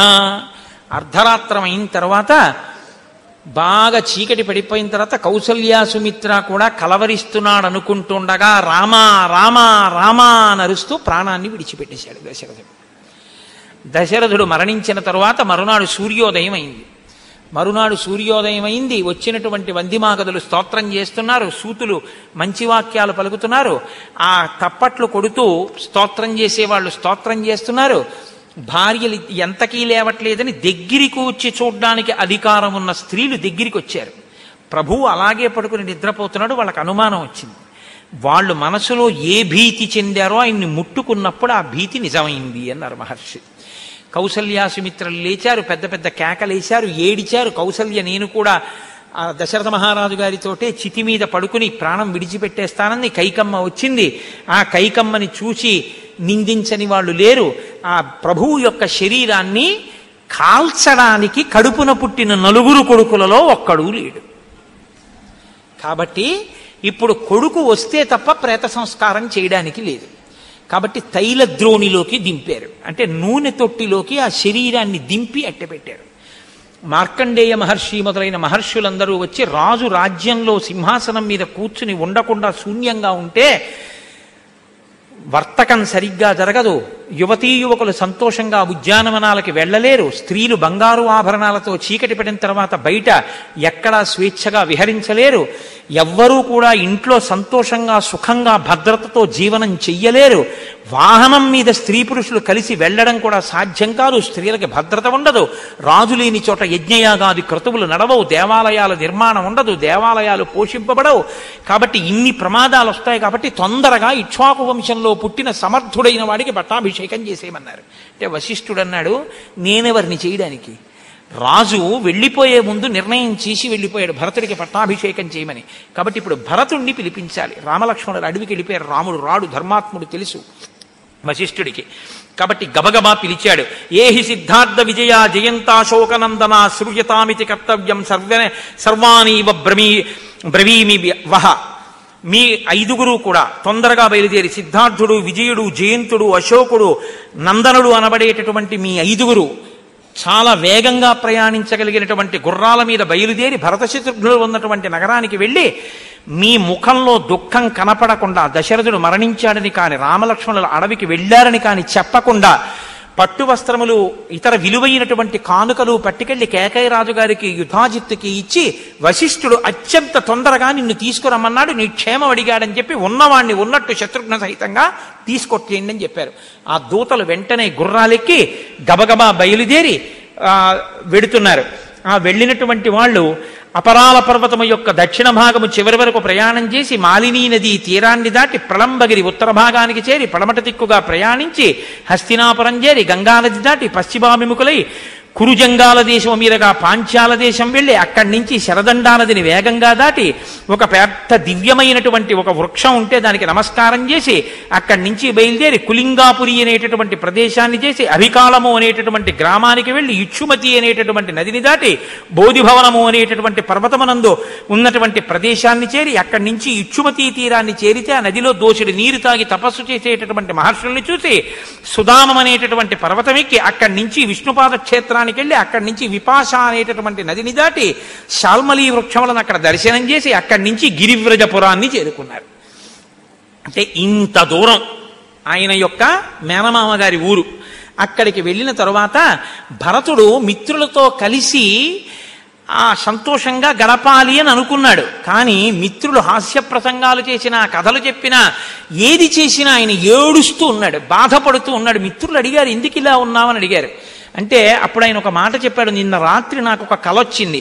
స్వప్నే పితరమద్రాక్షం మలినం ముక్తమూర్ధజం పతంతమద్రిశిఖరాత్ కలుషే గోమయ హ్రదే ప్లవమానస్య మే దృష్టు సతస్మిన్ గోమయ హ్రదే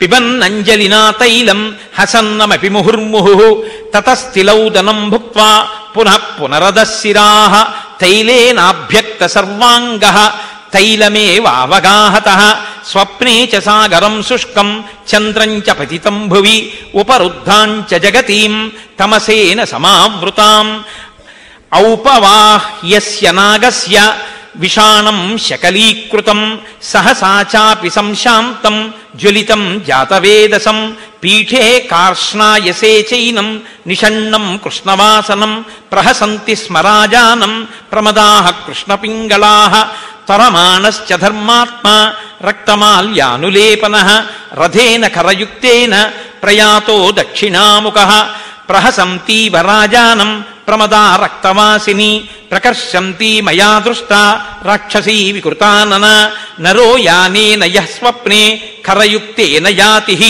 అచిరాప్తస్య ధూమాగ్రం చితాయాం సంప్రదృశ్యతే. నిన్న రాత్రి నాకు ఒక కల వచ్చింది. ఆ కలలో ఒక పర్వత శిఖరం మించి దశరథ మహారాజు గారు ఒక పెద్ద పేడ హ్రదంలో పడిపోయి అందులోనే తల కిందకి కాళ్ళు పైకి పెట్టి అందులో పడుతూ పైకి లేస్తూ ఆ ఒడ్డున కూర్చుని నూనె తాగుతూ ఒళ్ళంతా నూనె పోసుకున్నాడు. నీరు ఇంకిపోయిన సముద్రం, ఆకాశంలోంచి పడిపోతున్నటువంటి చంద్రుడు, చీకట్లు కమ్ముకుని ఉన్నటువంటి భూమి నాకు ఆ కలలో కనపడ్డాయి. ప్రభువు ఎక్కినటువంటి ఏనుగు దంతం విరిగిపోయి కింద పడిపోయినట్టుగా, ఉవ్వెత్తుగా పైకి లేచినటువంటి అగ్ని అకస్మాత్తుగా చల్లారిపోయినట్టుగా, చెట్లన్నీ ఎండిపోయినట్టుగా, భూమి కృంగిపోయినట్టుగా, నా తండ్రి నూనె తాగుతున్నప్పుడు గాడిదల రథం మీద వెడుతుంటే ఎర్రని నల్లని వస్త్రములు కట్టుకున్న ఒక ఆడది వికటాట్టహాసం చేసి మెడలో పాశం వేసి దక్షిణ దిక్కుకు ఈడ్చుకుపోతున్నట్టుగా నాకు కలొచ్చింది. అలా కలలో ఎవరు కనపడ్డారో వారు గాడిదల రథం మీద వెడుతున్నట్టు కనపడితే చాలా తొందరగా ఆ వ్యక్తిని చితి మీద పెట్టి కాలుస్తున్నప్పుడు లేచిన పొగ ఆకాశంలో కనపడుతుంది. కాబట్టి నా తండ్రి మరణిస్తాడు అని నాకు భయంగా ఉంది, అందుచేత నా మనసుకి స్వస్థత లేదు అన్నారు. ఈలోగా భరతుని దూతలు వచ్చారు. ఆ వశిష్ఠ మహర్షి పంపిన దూతలు వచ్చారు. వచ్చి నువ్వు తొందరగా బయలుదేరు అన్నారు. ఆయన వాళ్ళందరినీ కూడా కుశలం అడిగాడు. కచ్చిత్ సుకశులీ రాజా పితా దశరథో మమ కచ్చిచ్చారో గతారామే లక్ష్మణీ చ మహాత్మని ఆర్యా చ ధర్మ నిరత ధర్మజ్ఞా ధర్మదర్శిని అరోగా చాపి కౌసల్యా మాతా రామస్య ధీమతః కచ్చిత్ సుమిత్రా ధర్మజ్ఞ జననీ లక్ష్మణస్య యా శత్రుఘ్నస్య చ వీరస్య సారోగా చాపి మధ్యమా. నా తండ్రి దశరథ మహారాజు గారు సంతోషంగా క్షేమంగా ఉన్నాడా? మహాత్ముడైనటువంటి ఆర్యపుత్రుడు రామచంద్రమూర్తి కుశలంగా ఉన్నాడా? కౌసల్యాదేవి కుశలమా? లక్ష్మణుడు కుశలమా? ఇక్కడ వరకు బాగా అడిగాడు. ఆత్మకామ సదాచండీ క్రోధన ప్రజ్ఞమానిని అరోగాచాపి మే మాతా కైకేయీ కిమువాచః. తనంత గొప్పది లేదనుకునేది, ఎప్పుడూ కోపంగా ఉండేది, చాలా కోపంతో ఇతరుల పట్ల ప్రవర్తించేది అయిన మా అమ్మ కైకమ్మ కుశలంగా ఉందా అని అడిగాడు. అందరూ కుశలంగా ఉన్నారు, నువ్వు తొందరగా బయలుదేరన్నారు. మేనమామ దగ్గరికి వెళ్ళాడు. మీరేమనుకోవద్దు, నేను బయలుదేరిపోతున్నానన్నాడు. సరే వెళ్ళి రమ్మన్నారు. ఆయనకి కేకయ్య మహారాజు గారు భద్రగజాలు ఇచ్చాడు, చిత్రమైన కంబళులు ఇచ్చాడు, మృగచర్మములను ఇచ్చాడు, ధనమునిచ్చాడు, 2000 బంగారు నాణాలు ఇచ్చాడు, 1600 గుర్రములనిచ్చాడు, గొప్ప మిరికలైనటువంటి అంగరక్షకులనిచ్చాడు.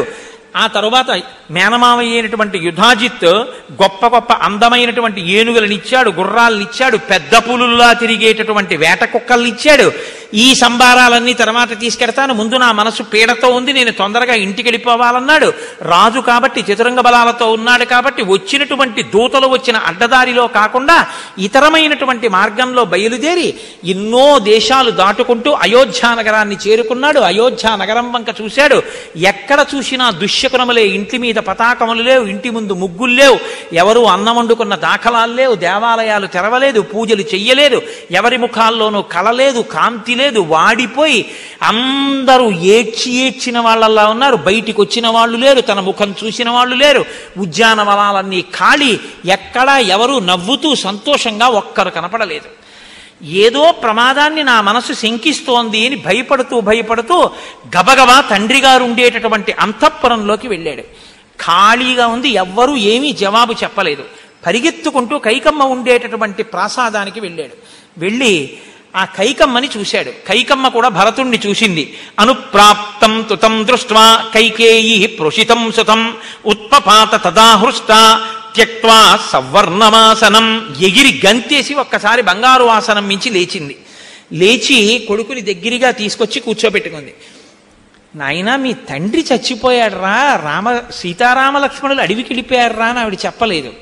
ఆవిడ ఏం చెప్పిందంటే, ఆర్యకస్తే శుకశలి యుధాజిన్ మాతులస్తవ ప్రవాసాచ్య సుఖం పుత్ర సర్వం మే వక్తుమర్హసి ఏవం పృష్టస్తు కైకయ్య ప్రియం పార్థివనందన అచష్ట భరత సర్వం మాత్రే రాజీవలోచన. నాయనా, నీ మేనమామ యుధాజిత్తు కుశలమా? మీ తాతగారి కేకయరాజు కుశలమా? అక్కడ నువ్వు ఏమేం చూసావు, ఎలా గడిపావు, ఎంత సంతోషంగా ఉన్నావు, ఏదవన్నీ చెప్పు అంది. చెప్పవలసినవన్నీ చెప్పాడు. కానీ ఆయన మనసు దశరథుడి కోసం వెంపర్లాడుతోంది. ఆయన అన్నాడు, అమ్మ అంతఃపురానికి వెళ్ళాను, నాన్నగారు అంతఃపురంలో లేరు, అక్కడ లేకపోతే ఇక్కడే ఉండేవారు కదా నాన్నగారు, ఈ పర్యంకం మీద నాన్నగారు లేరేమమ్మా, మహానుభావుడు కదమ్మా, తండ్రి నన్ను చూడగానే ఎంతో ప్రేమతో పరిగెత్తుకొచ్చి నా మూర్ధన్య స్థానం మీద ముద్దు పెట్టేవారు, అలాంటి నాన్నగారు కనపట్టలేదు, అమ్మ నాన్నగారు ఏరమ్మా అని అడిగాడు. ఆవిడంది, యాగతి సర్వభూతానాం తాంగతింతే పితాగత రాజా మహాత్మా తేజస్వి యాయజూక సతాంగతి. ఆ పెద్ద విశేషమే ఉందిరా, పుట్టిన సర్వభూతములు చిట్ట చివరి ఎక్కడికి పోతాయో మీ నాన్న అక్కడికి పోయాడు రా అంది. ఆశ్చర్యపోయాడు. తచ్చుత్వా భరతో వాక్యం ధర్మాభిజనవాన్ శుచి పపాత సహసా భూమౌ పితృశోక బలార్దిత. పితృశోకంతో నేల మీద పడి తన్నుకు ఏడ్చాడు. ఏడుస్తుంటే ఆవిడంది, మహానుభావుడమ్మా నా తండ్రి, క్వసపాణి సుఖస్పర్శ తాతస్య క్లిష్టకర్మణ ఏన మాం రజసాధ్వస్తం అభీక్షణం పరిమార్జతి. అమ్మ, నేను ఆడుకుంటే నా ఒంటి మీద మట్టి పడితే నేను వెళ్ళిపోతుంటే నన్ను పిలిచి నా తండ్రి వంగి ప్రియమార ఆ చేత్తో నవ్వుతూ ఒంటి మీద మట్టి అంతా తుడిచేవాడమ్మా. ఆ చెయ్యి నా ఒంటికి తగిలినప్పుడు ఎంత సంతోషంగా ఉండేదో తెలుసా అమ్మా. ఇంకా ఆ చెయ్యి నాకు తగలదా, కదలడా తండ్రి అని భరతుడు ఏడుస్తుంటే ఆవిడంది, ఎందుకయ్యా ఏడుస్తావు, నువ్వు కాబోయే మహారాజువి, లేచి స్వస్థత పొందు, ప్రతిబంధకం లేని ఈ రాజ్యాన్ని నువ్వు ఏలవలసి ఉంది అంటే ఆయన అన్నాడు, ఏమే భ్రాతా పితా బంధు యస్య దాసోస్మి ధీమత తస్య మాం శీఘ్రమాఖ్యాహి రామస్య క్లిష్టకర్మణ. ఏ కార్యాన్నైనా అవలీలగా సాధించగలిగినటువంటి మహానుభావుడు నా అన్న రామచంద్రమూర్తి, పెద్దవాడు, ఆయనే నాకింక తండ్రి, జ్యేష్ఠుడు. అమ్మా, నేను ఆయన పాదములు పట్టి నమస్కరించి ఆయన దగ్గరికి వెడితే తప్ప నాకు మనశ్శాంతి లేదు. అమ్మా, పితా హి భవతి జ్యేష్ఠో ధర్మమార్యస్య జానతః తస్య పాదౌ గ్రహీష్యామి సహిదానీం గతిర్మమ. ఆ రామచంద్రమూర్తి పాదములు పట్టుకోవడం ఒక్కటే నాకు గతి, అప్పుడే నాకు శాంతి. ఏడమ్మా రాముడు అని అడిగాడు. అడిగి, అమ్మా నాన్నగారికి ఏమనారోగ్యం వచ్చిందమ్మా, ఎందుకు మరణించారమ్మా, ఇంకా ఏదో యజ్ఞం చేస్తున్నారో, పెద్ద కొడుకు రాముడికి యమరాజ్య పట్టాభిషేకం చేస్తున్నారో అనుకున్నానమ్మా, ఏమనారోగ్యం వచ్చింది, ఎందుకు అకస్మాత్తుగా చనిపోయారు, చనిపోతూ ఆఖరణ ఏం చెప్పారమ్మా అని అడిగాడు. ఆవిడంది, పశ్చిమం సాధు సందేశం ఇచ్ఛామి శ్రోతుమాత్మనః ఇతి పృష్టా యథాతత్వం కైకేయీ వాక్యమబ్రవీత్ రామేతి రాజా విలపన్ హాసీతే లక్ష్మణేతి చ సమహాత్మా పరం లోకం గతో గతి మతాంబరః. చిట్ట చివర మీ నాన్న చనిపోయే ముందు హా రామ, హా సీత, హా లక్ష్మణ, మీరు నాకు కనపడరా అని ఏడుస్తూ చచ్చిపోయాడు రా. అదేమిటమ్మా అలా చచ్చిపోవడం ఏమిటమ్మా? రామచంద్రమూర్తి అన్నగారు ధర్మాత్ముడు, తండ్రి పక్కన ఉండాలి కదా, లక్ష్మణుడు ఉండాలి కదా, సీతమ్మ ఉండాలి కదా, వాళ్ళు ఎక్కడికి వెళ్ళారమ్మా అన్నాడు. ఏం లేదురా అబ్బాయి, నేను 2 వరాలు అడిగాను. సహి రాజసుతపుత్రాచీరవాస మహావనం దండకాంస వైదేహ్యా లక్ష్మణాను చరోగతః. 14 ఏళ్ళు అరణ్యవాసం చెయ్యమని నేను అడిగానని రాముడు సీతమ్మతో కలిసి అడవికి ఎడుతుంటే తగుదునమ్మా అని లక్ష్మణుడు కూడా బయలుదేరి సృష్టి చేస్తానని విడిపోయాడు. వాళ్ళు అడవికి పోయారు, ఈయన చచ్చిపోయాడు. కాబట్టి ఎవరు లేరురా పక్కన అందావిడ. ఆయన అన్నాడమ్మా అడవికి ఎందుకు వెళ్ళాడమ్మా? ఆయనకి వరాలన్న మాట బాగా చెవులో పడలేదు, అడవికి వెళ్ళారు అన్నది పడింది. కచ్చిన్న బ్రాహ్మణధనం హృతం రామేణ కస్యచిత్ కచ్చిన్నాడ్యో దరిద్రో వా తేన పాపో విహింసితః. అమ్మా ఒకవేళ రాముడు బ్రాహ్మణ ధనాన్ని ఏమైనా అపహరించాడా, లేకపోతే భ్రూణహత్య చేశాడా, పాపాత్ములైన వారిని శిక్షించకుండా వదిలేశాడా, పుణ్యాత్ములైన వారిని శిక్షించాడా? ఎందుకు అడవులకు పంపాడమ్మా తండ్రి గారు? తండ్రి అడవులకు పంపడే అన్నాడు. అడవులలో ఉన్నారని చెప్పింది. ఎందుకు అడవులకు వెళ్ళారమ్మా అంటే ఆవిడంది, మీ అన్న రాముడు ఎప్పుడూ అటువంటి పాపపు పనులు చేయడు, ఏ పాపము చేయలేదు, నేనే వరాలు అడిగాను నీకోసం అని చెప్పి రాజ్యం నీకు ఇప్పించాలని ఆయన ఎంతో సంతోషపడిపోతాడు అనుకుంది. అకంటకం చేయడం కోసం రాముడు అరణ్యవాసానికి వెళ్ళాలని నీకు రాజ్యం ఇమ్మని అడిగాను. మీ నాన్న సత్యవాక్యమునకు బద్ధుడై రాజ్యం ఇచ్చానని రాముణ్ణి అడవులకు పంపాడు. పంపి కొడుకుని చూడకుండా ఉండలేక కలవరిస్తూ మరణించాడురా. దానివల్ల ఇప్పుడు ఇంకా కంటకం లేదు, నీకు అప్రతిహతంగా రాజ్యం చిక్కింది.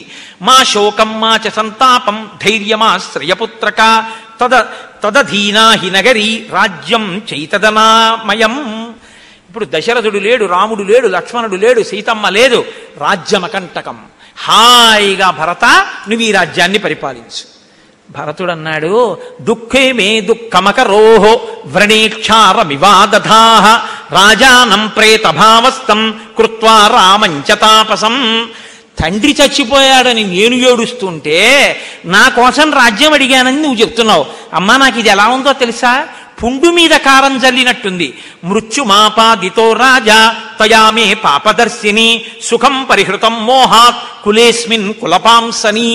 తండ్రిని చంపేసినటువంటి అనార్ఘ్యురాలివి నువ్వు, మహాపాపాత్మురాలివి, కులాన్నంతటినీ పాడు చేసిన దానివి. వినాశితో మహారాజ పితామే ధర్మవత్సల కస్మాత్ ప్రవ్రాజితో రామ కస్మాదేవ వనంగతః.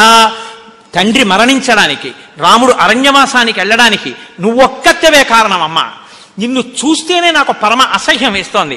కౌసల్యాచ సుమిత్రాచ పుత్రశోక అభిపీడితే దుష్కరం యది జీవేతాం ప్రాప్యత్వాం జననీం మమ. నిన్ను తల్లిలా చూసినటువంటి రాముణ్ణి లక్ష్మణుణ్ణి అడవులకు పంపించి బిడ్డల నుంచి దూరమై ఆ కౌసల్య సుమిత్ర ఏడిచేటట్టు చేశావు కదమ్మా. ఎంత పాపాన్ని మూట కట్టుకున్నావు. తదా జ్యేష్ఠా హిమే మాత కౌసల్యా దీర్ఘదర్శిని తయి ధర్మం సమాస్తాయ భగిన్యామివ వర్తతే. ఆ కౌసల్య మా ఆ తల్లి ఎంత బాధపడుతోందో నిన్ను ధర్మబుద్ధితో సోదరిలా చూసింది.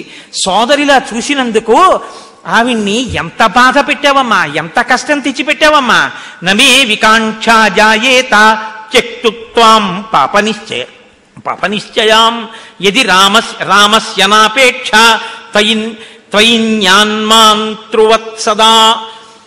నిన్ను నేనసలు ఇప్పుడే ఇక్కడే ఈ క్షణంలోనే విడిచిపెట్టేసి ఉండేదాన్ని.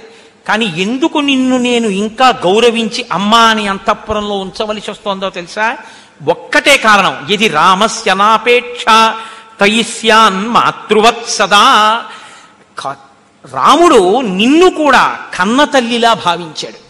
నేను నిన్ను బయటికి తోసేస్తే రాముడి తల్లిని తోసేసిన దోషం నాకు అంటుకుంటుంది. అందుకని నిన్ను ఉంచుతున్నాను అంతఃపురంలో. లేకపోతే నువ్వు చెప్పినటువంటి ఈ మాట విన్న ఉత్తర క్షణంలో నిన్ను పైకి తోసేసి ఉండాల్సింది. ఆడపుట్టక పుట్టావు, తల్లివయ్యావు, ఒకరికి భార్యవి, నీకు కష్టం అంటే ఏమిటో తెలియలేదు, అంత క్రోధంతో ప్రవర్తిస్తావా? అన్యదాకిల ధర్మజ్ఞ సురభిస్సుర సమ్మత వహమానౌ దదర్శోర్యాం పుత్రౌ విగతచేతసా. ఒకానొకప్పుడు కామధేనువు ఆకాశ మార్గంలో వెళ్ళిపోతున్నటువంటి కామధేనువు కిందకి చూసింది. ఒక పూటంతా పొలం దున్నాయి రెండెద్దులు. ఇంత కష్టపడి పొలం దున్నినటువంటి రెండెద్దులు ఇంకా దున్నలేక క్లేశపడి నడవలేక బాధపడి కిందకి కాళ్ళు వంచితే రైతు తోక మిలిపెట్టి నడ్డి మీద కొడితే ఆ బాధ చూసి నా వంశంలో పుట్టినటువంటి పుత్రులు ఈ ఎద్దులు, వీటిని రైతు ఇంత బాధ పెడతాడా అని కామధేనువు ఏడ్చింది. ఆ కామధేనువు కన్నుల వెంట పడినటువంటి కన్నీటి బిందువులు కింద వెడుతున్నటువంటి ఇంద్రుడి మీద పడ్డాయి. అత్యంత సువాసనతో ఉన్న ఆ నీటి బిందువుల్ని చూసి పైకి చూశాడు. కామధేనువు కనపడింది. కామధేనువా, నువ్వేడుస్తున్నావు ఎందుకు అని అడిగాడు. నా సమస్త అవయవములలోంచి పుట్టినవారయ్యా బిడ్డలంటే, అన్ని అవయవములలోని తేజస్సు నుంచి పుట్టినవాళ్ళు, ప్రత్యేకించి కొడుకు హృదయము నుంచి కూడా చైతన్యము కదిలితే పుట్టినవాడు. అటువంటి నా బిడ్డలు లోకంలో భూమి మీద ఎంత కష్టపడుతున్నారో చూడు అని కామధేను ఏడ్చింది. అప్పుడు ఇంద్రుడు అనుకున్నాడు, ముక్కున వేలేసుకుని, యస్యాహ పుత్ర సహస్రహిస్తూ కృత్స్నం వ్యాప్యమిదం జగత్ తాం దృష్ట్వా రుదతీం శక్రో నసుతాన్ మన్యతే పరం. ఓహో, ఇన్ని వేల దూడలున్నాయి ఈ కామధేనువుకి. ఈ భూమి మీద ఉన్న ఇన్ని ఆవులు దూడలు ఎద్దులు దూడలు దాని బిడ్డలే. ఇంతమంది బిడ్డలున్నా 2 బిడ్డలకి కష్టం వస్తే కామధేనువు తట్టుకోలేకపోయింది. ఇది కదా పుత్రప్రేమ అంటే అని నేను అనుకున్నాను అని ఇంద్రుడు అనుకున్నాడు ఆ రోజున. అమ్మా, అన్ని వేల దూడలు ఆవులు ఉన్నటువంటి కామధేనువు 2 బిడ్డలు కష్టపడితే ఏడిచిందే. లేక లేక లేక లేక అశ్వమేధయాగం చేసి అంత కష్టపడి అన్ని పూజలు అన్ని నోములు నోస్తే పుట్టిన సుగుణాభిరాముడమ్మా నా అన్న కౌసల్యకి. ఒక్కగానొక్క కొడుకు. 14 సంవత్సరములు అడవికి వెళ్ళిపోమన్నావే, నారచీర కట్టుకుని వెళ్ళిపోమన్నావే. అసలు ఎండకన్నెరుగని నా తల్లి, నా వదిన సీతమ్మ వెళ్ళిపోయిందే. మా అమ్మ కౌసల్య ఎంత బాధపడుంటుందమ్మా. నువ్వు మనిషివా పశువువా? ఎలా పంపించావమ్మా ఇలాగా? పైగా వరాలు కోరానని చెప్తున్నావా? ఇప్పుడు ఈ కల్మషం కడుక్కోవడానికి నేను ఎంత బాధపడాలమ్మా? నీకు ప్రాయశ్చిత్తం ఒక్కటే. ఏ రాముడు అరణ్యంలో ఉండాలి తాపసిగా అని వరం అడిగావో ఆ రాముడి స్థానంలో నేను వెళ్ళిపోతాను తాపసిగా. నారచీరలు కట్టుకెళ్ళిపోతాను. ఈ రాజ్యం అన్నది నాకు అక్కర్లేదు, ఇది మా అన్నగారిది. ఇక్కడ ఈ వంశంలో జ్యేష్ఠపుత్రుడికే రాజ్యం. అమ్మా, నేను రాజ్యం పుచ్చుకోను. నువ్వు ఏడుస్తూ రాజ్యం నాకు దక్కకుండా నేను అరణ్యంలో ఉంటే నువ్వు అంతఃపురంలో ఉండి చూడాలి. రాముడు రాజ్యం చేస్తాడు, నేను ఉండను. సాత్వమగ్నిం ప్రవిశవా స్వయం వా దండకాన్విష రజ్జుం బధాననా వాకంఠే సహితేన్యత్పరాయణం నహితేన్యత్పరాయణం. నా అంత నిన్ను చంపడానికి చేతులు రావట్లేదు. ఇంకా బతకాలని కోరిక పెట్టుకోకు. ఇంత ఘోరమైన పని చేసి నీ ముఖం ఎవ్వరికి చూపించకు. నీ అంత నువ్వు స్వాత్వమగ్నిం ప్రవిశవా, అగ్నిహోత్రంలో దూకి చచ్చిపో. లేకపోతే దండకారణ్యానికి నువ్వు వెళ్ళిపో. లేకపోతే కంఠానికి ఉరితాడు పోసుకుని చచ్చిపో తప్ప ఇక నువ్వు బతికుండద్దు.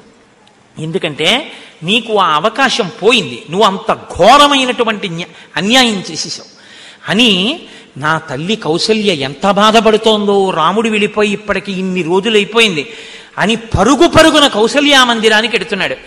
భరతుడు వేస్తున్న కేకలు వినపడ్డాయి కౌసల్యకి. భరతుడు వచ్చాడు, సుమిత్ర వెళ్ళి ఒక్కసారి రాజ్యం కోసం తల్లిని కలిసి ఎంత సంతోషిస్తున్నాడో చూసొద్దాం పద అని. భరించాడు నిందలు కాబట్టి భరతుడు. కౌసల్య వస్తోంది సుమిత్రతో, ఊగిపోతోంది, నీరసపడిపోయి ముఖం నల్లపడిపోయి, కొడుకు పక్కన లేడు, భర్త మరణించాడు. ఎంత క్లేశంతోనో గాలికి వణికి ఊగిపోతున్న అరటి చెట్టులా ఉంది కౌసల్య. సుమిత్రని తీసుకుని వస్తుంటే తానే ఎదురు వెళ్ళి కౌసల్య కాళ్ళ మీద పడ్డాడు.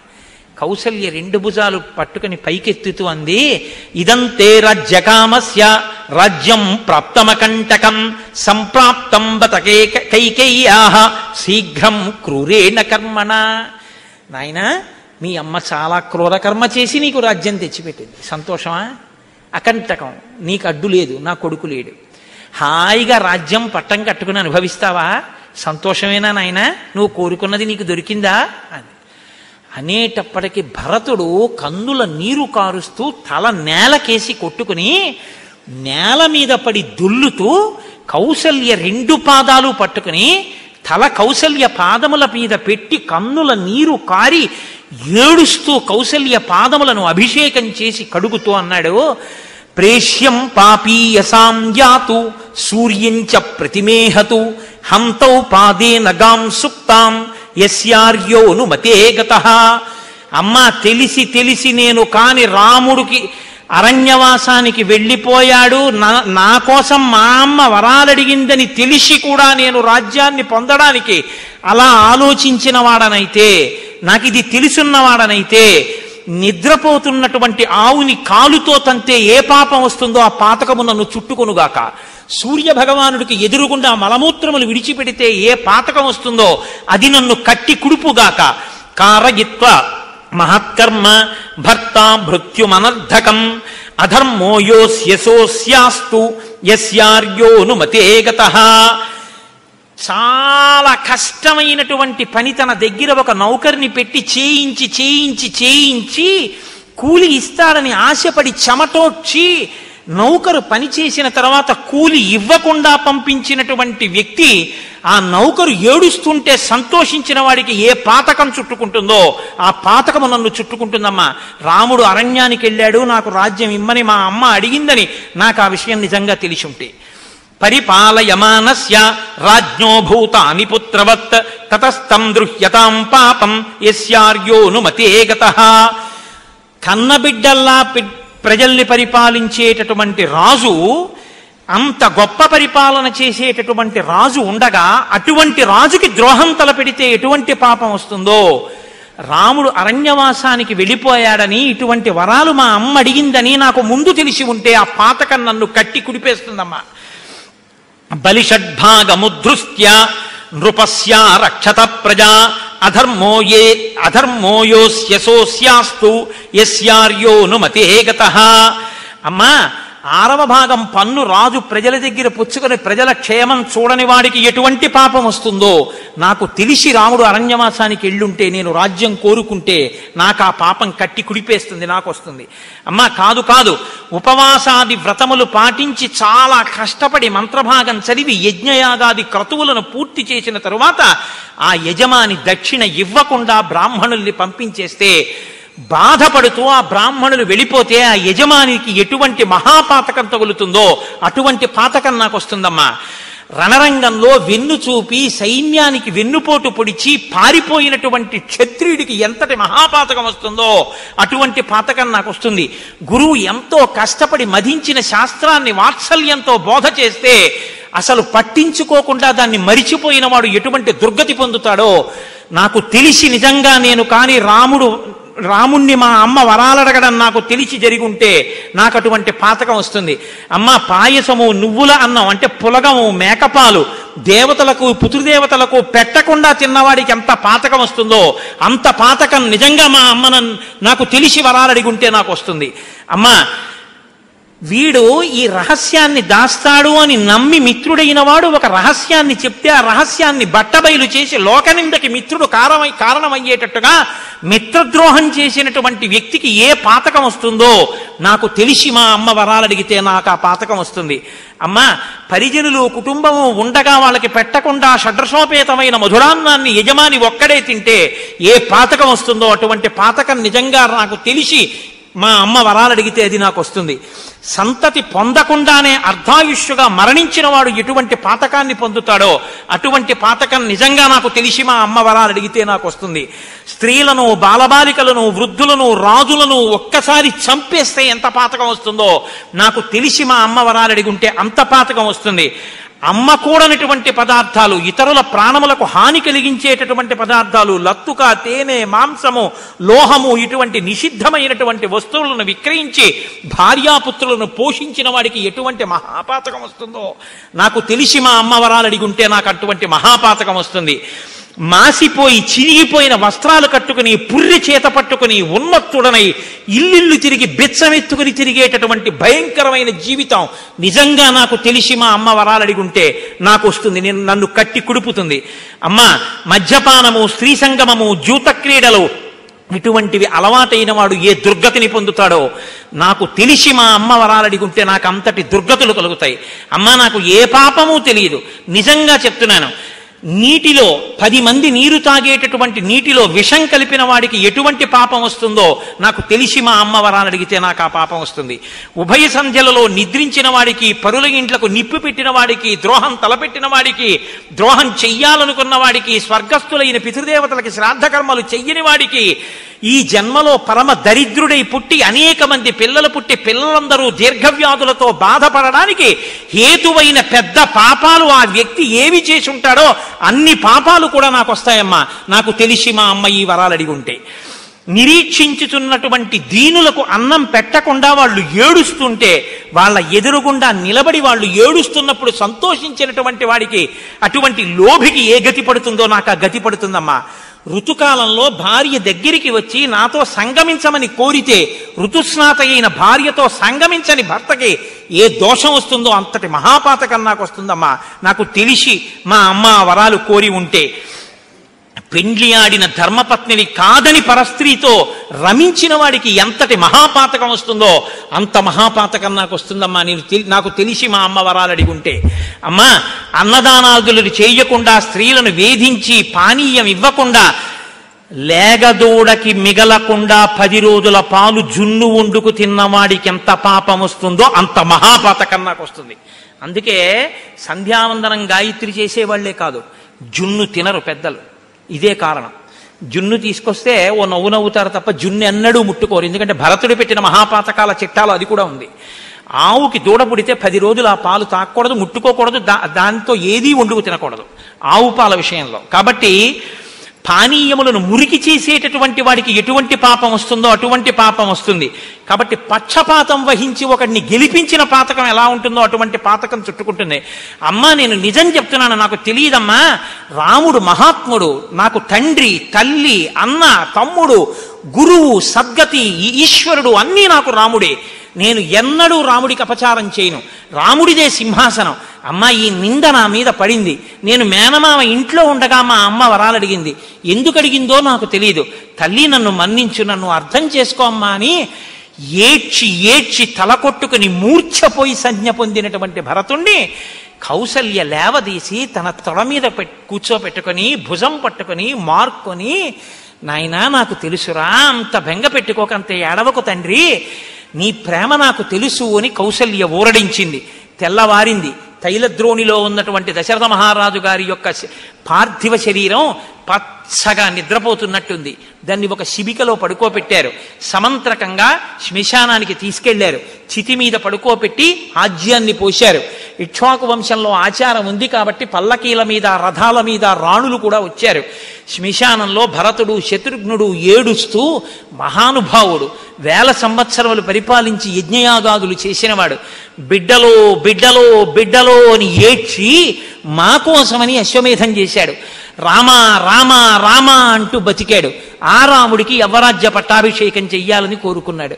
అటువంటి తండ్రికి నేను ఇచ్చిన బహుమానం, నన్ను కన్నందుకు నా తల్లిచ్చిన బహుమానం ఏమిటంటే, ఆయన్ని చచ్చిపోయేటట్టు చేసి, చచ్చిపోయే ముందు కూడా దగ్గరుండకుండా, తండ్రి నీకు ప్రేత సంస్కారం చేస్తున్నాను, నేను మన్నింపబడదనుగాక అని అగ్నిహోత్రం వెలిగించి భరత శత్రుఘ్నులు ఇది శ్మశానమని కూడా చూడకుండా ఆ ఇసుకలో పడి దొర్లి దొర్లి ఏడుస్తుంటే వశిష్ఠాది మహర్షులు ఊరడించి అంతఃపురానికి తీసుకెళ్లారు.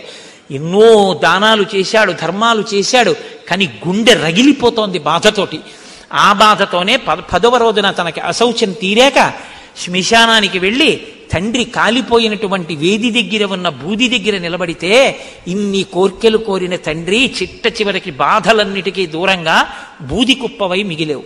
కొడుకులో కొడుకులో అన్నందుకు మేము నీకు ఇచ్చినటువంటి కానుక ఇది అని బాధపడుతూ, నా తండ్రి శరీరంలో అస్తులు అని ఆ బూదిలోకి చేతులు జొనిపి ఏడుస్తూ ఆ అస్తులను ఏరి కుండలో పెట్టి తీసుకొచ్చి ఒక చోట భద్రపరచి మళ్ళీ తిరిగి అంతఃపురానికి వస్తే వశిష్ఠాది మహర్షులు అనునయ వాక్యములు పలికి ఆ భరత శత్రుఘ్నుల్ని ఊరడిల్ల చేశారు. కాబట్టి కొంత ఊరడిల్లిన మనసుతో ఆ భరత శత్రుఘ్నులు ఉన్నారు. దశరథ మహారాజు గారికి 12వ రోజు కార్యక్రమం కూడా పూర్తయిపోయింది అన్న మంగళవాక్యంతో ఆయన ఉత్తమ లోకాలు పొందాడు. ఇప్పుడు మనశ్శాంతిని పొందాడు అన్న ఒక గంభీరమైన వాక్యం దగ్గర నాకు తెలుసు మీ ముఖాలు చూస్తేనే తెలుస్తోంది సభ ఎంత ఉద్విగ్నంగా ఉందో. కాబట్టి ఇక్కడతో ఇవాల్టి ఉపన్యాసాన్ని పూర్తి చేస్తున్నాను. 11 మాటలు మనం రామనామం చెప్దాం, మనందరికీ కూడా సంతోషం కలుగుతుంది. రామకథకున్న గొప్పతనం అదేనండి, ఎన్ని మాటలు విన్నా ఇప్పుడే విన్నట్టుంటుంది.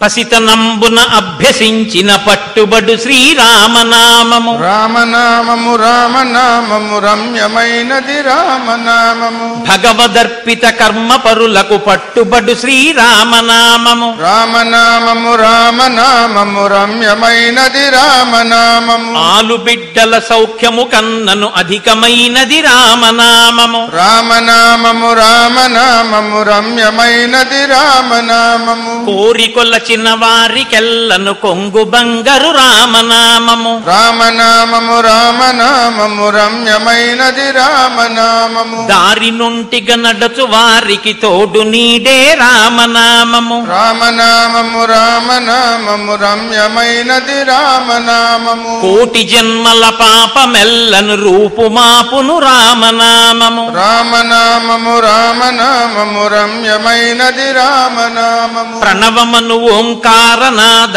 బ్రహ్మమే శ్రీరామనామము, రామనామము రామనామము రమ్యమైనది రామనామము, విజ్ఞుడగు గురునాశ్రయించిన విశదమగు శ్రీరామనామము, రామనామము రామనామము రమ్యమైనది రామనామము, అలకు చేలుని చేతి అటుకుల నారగించిన రామనామము, రామనామము రామనామము రమ్యమైనది రామనామము, త్రిపుట మధ్యమునందు వెలిగే జ్ఞాన జ్యోతియ రామనామము, రామనామము రామనామము రమ్యమైనది రామనామము, దూరదృష్టియు లేని వారికి దుర్లభము శ్రీరామనామము, రామనామము రామనామము రమ్యమైనది రామనామము, గుట్టుగా గురు సేవ చేసిన గుణములొసగును రామనామము, రామనామము రామనామము రమ్యమైనది రామనామము, తల్లివలె రక్షించు సుజనుల నెల్లకాలము రామనామము, రామనామము రామనామము రమ్యమైనది రామనామము, మంగళంబగు భక్తితో పాడిన శుభకరంబగు శ్రీరామనామము, రామనామము రామనామము రమ్యమైనది రామనామము, మంగళాశాసనపరై పదాచార్య పురోగమై సర్వైశ్చ పూర్వైరాచార్యై సత్కృతాయాస్తు మంగళం. మంగళం కోసలేంద్రాయ మహనీయ గుణాత్మనే చక్రవర్తి తనూజాయ సర్వభౌమాయ మంగళం. ఉమాకాంతాయ కాంతాయ కామితార్థప్రదాయినే శ్రీగిరీశాయ దేవాయ మల్లినాథాయ మంగళం. కరచర